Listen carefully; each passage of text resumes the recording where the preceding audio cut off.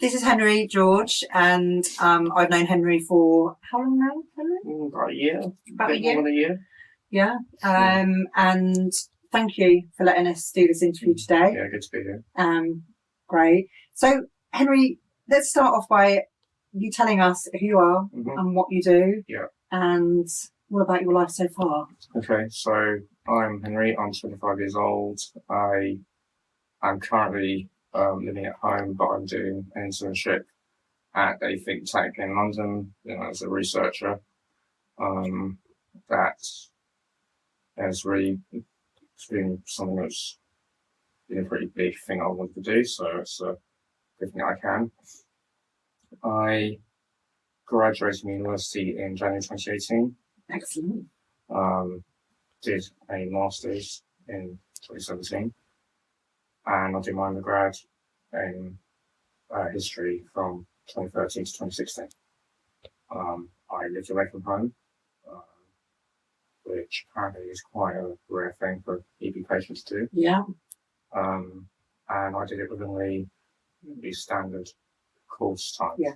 So you're back now living with mum and dad? Yeah, with mum and dad. I've got a live-in system, so I'm more independent than I was, before I left home. Yeah. And yeah, it's been an interesting experience living away from home. Something I wasn't sure I could actually do, but I kind of just leapt into it really, and it worked out well enough. Yeah. Brilliant. So you've done so much, and achieved so much already. For you, what if you wouldn't mind just explaining what it's like living with EB and what a sort of a daily routine that is for you? Yeah.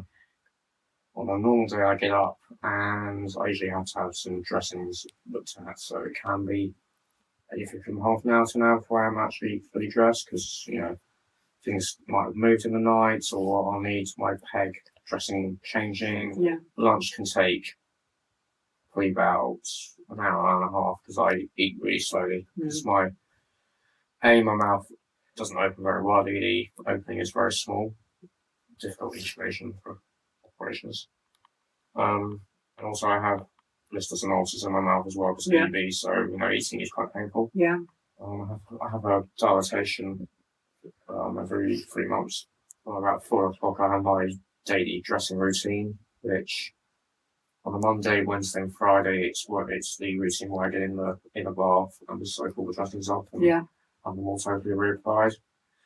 And that's a very lengthy process. It really takes about 4 hours, 4.5 hours. From start to finish, yeah. So usually 4 to 4:30 start, and then usually finish at about 8 to 8:30. So there's a big chunk out of my day. Yeah. And, very tiring, I should imagine. Yeah, very tiring and very painful. Yeah. I have Tramadol as painkiller, so I get through it. I used to just have paracetamol, that wasn't strong enough anymore. That's process in itself. The dressing routine is a big part of my life because it's such a long, to take such a long time. And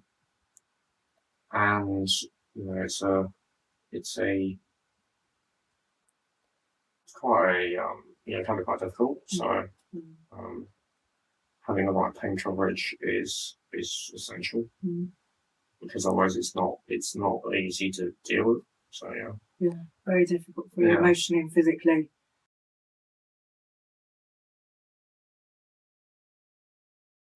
Yeah, I mean the EB is it's obviously a physical condition, but it's also it definitely affects you mentally as well. So I've had periods in my life I've been very low, and I'm not afraid to say that it has probably caused me quite a serious depression at times. And you get support for that. Exactly. I get support from Kate, the psychotherapist who's attached to the dermatology team, and she's been very, very helpful to me. I'm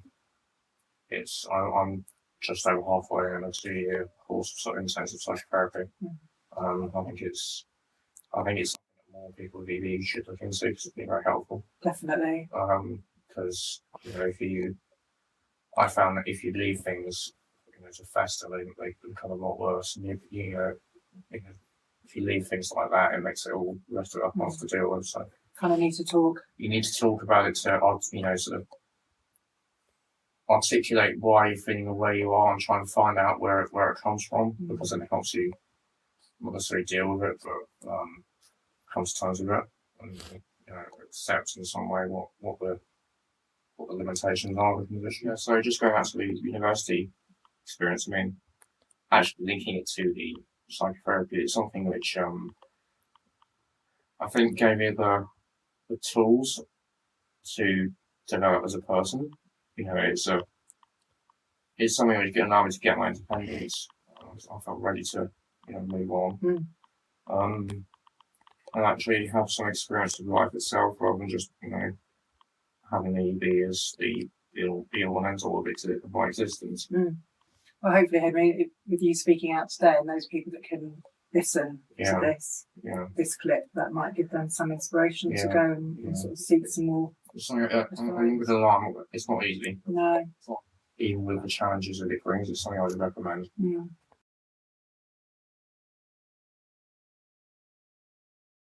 We talked just before we started filming, you couldn't really remember what year it was that you found out about the community support team and the managers. Yeah. But you made contact with me last year. Yeah, last year, or just over a year ago, about the moving from the disability living allowance benefit to the personal independence payment benefits. Because I was thinking, great, I'm filling a form out is going to be an absolute nightmare. I have no idea what I'm going to do, so I need some help. So I rearranged an appointment to go through the paperwork. That's right. Which took forever. Yeah, hours. Hours and hours and hours when it was snowing outside. Yeah. And it's funny because we were just talking about that, wasn't it? Yeah, we were looking out the window, thinking, "Am I going to get home today?" But getting that PIP form completed meant more, really. Yeah. I think. Luckily, we both got the form completed and you got home. Yeah, everything was okay. Just try and wait until we had the assessment for the PIP, which you came and helped with.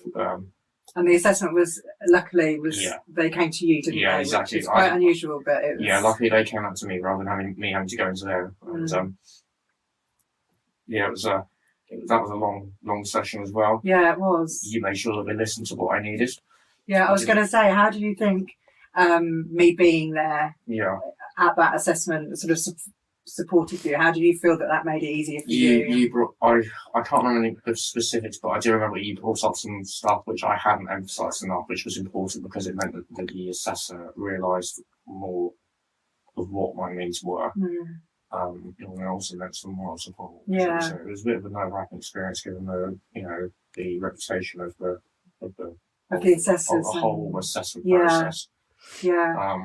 And I think we arrived early, so we talked over it. So we had a bit of a preparation time beforehand just to get ourselves organised and thinking about what might come up and get ourselves sort of psyched up for it. And what was the result of that then? Lucky, because not only were you there, but also the assessor was reasonable. Yeah. So actually it went through without any problems. And you were awarded? I was awarded the higher level of mobility and the care type forms. So it was brilliant. It worked out really well, wasn't it? So I remember you asking me about housing. Do you remember? Yes. So housing is something I brought up quite early on because it was something I've been thinking about. This is February 2018, so just over a year ago. It wasn't long since I come home. I didn't want to lose what I gained. So I thought, well, I need some help with, moving on and moving into independent living. So luckily you have lots of experience with housing. So I was lucky in that you were the person who was dealing with what I was dealing with. After this sort of long road of getting you able to now we're actively bidding each week for properties in Aylesbury and around that area. Yeah. And so I mean, that's an amazing achievement. Yeah. What's your next goal? What do you hope from that then, Henry? Well, I hope that I get somewhere where I can live independently.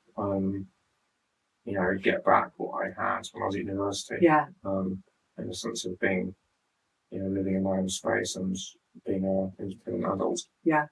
And they also agreed to having 2 bedrooms, didn't they? So that you've got yourself and your carer can be there. So because of that, I didn't have living care like I did at university. Yeah. Which is an absolute necessity because, I need someone with me or to support me in that way. Because of the condition. And if I had 2 bedrooms, then that's possible. And it's something that I think is, this independence is something I really think is really necessary for me to be able to live properly, live fully. Yeah, deftly.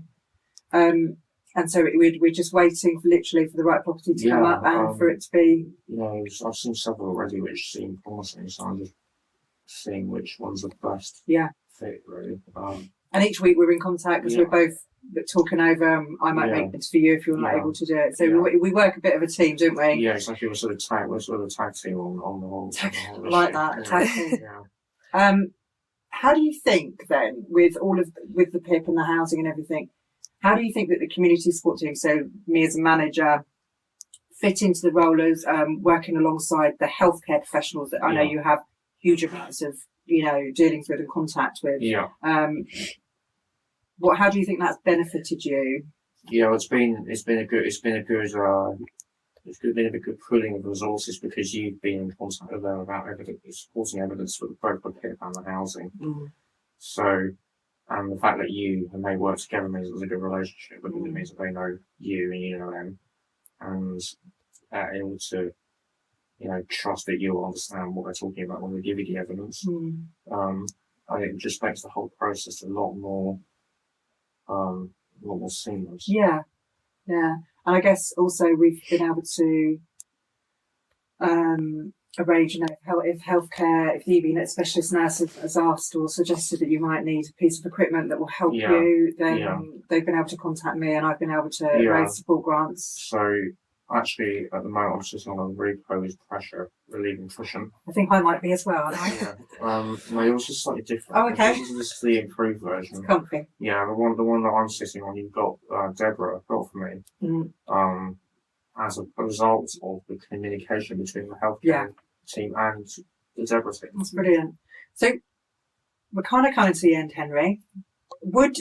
So one of my questions to you is, anybody else out there living with EB, would you feel that it would be a good thing for them to recommend to get in contact with a community support team and absolutely, get assistance from their managers? Yeah, absolutely. I mean, it makes there's things in life which you need help with, and I think the community support team offer that help for things which are both linked to EB but linked to the rest of the world and the rest of life itself. I think DEBRA and community support team facilitate that to a massive extent. That's brilliant. Well, thank you so much. Thank you. I will continue to enjoy working with you, Henry, and to see your goals of moving independently, which we will get done. And thank you for helping me. No, it's been an absolute pleasure. You're welcome. Thanks. Thank you.